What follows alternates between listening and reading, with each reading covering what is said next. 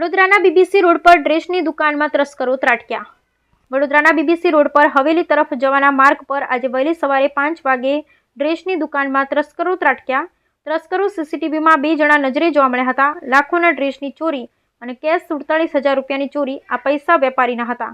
ઘટના સ્થળ પર પોલીસ પહોંચી હતી, જ્યારે દુકાન માલિકે જણાવ્યું હતું કે બધા જ ડ્રેસ એવી ડ્રેસ હતા। 200થી ઉપર ડ્રેસની ચોરી થઈ છે। શટર તોડીને ડ્રેસની ચોરી। દુકાન માલિકના કહેવા પ્રમાણે 15 દિવસ પૂરમાં દુકાન બંધ રહી અને ખોલ્યા પછી ચોરીની ઘટના બની, એટલે લાખોની ચોરી થઈ છે અને નુકસાન થયું છે।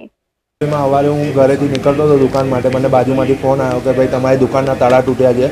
મને એવી જાણ થતાં હું ઘરેથી નીકળ્યો અને દુકાન આવીને જોયું તો દુકાનનું શટર ઉપર હતું મારું। જોયું અંદર તો અમે ઘૂસ્યા નહીં, પોલીસ ફરિયાદ કરી, પહેલાં પોલીસવાળાઓને બોલાયા। જોયું તો અંદર દુકાનમાં માલથી લઈને રોકડ રકમ સુધી લઈ ગયા છે। રોકડ 45,000 રૂપિયાથી 47,000 રૂપિયા વેપારીના કાઢી મૂક્યા હતા મેં આપવા માટે। જે દખે જે જૂની ગળીના ગણપતિની દખે વેપારી આવી ના શક્યો, એ મુદ્દા માલ ગયો છે ને ઓછામાં ઓછા મારા 200થી 300 પીસ ગયા છે દુકાનમાંથી।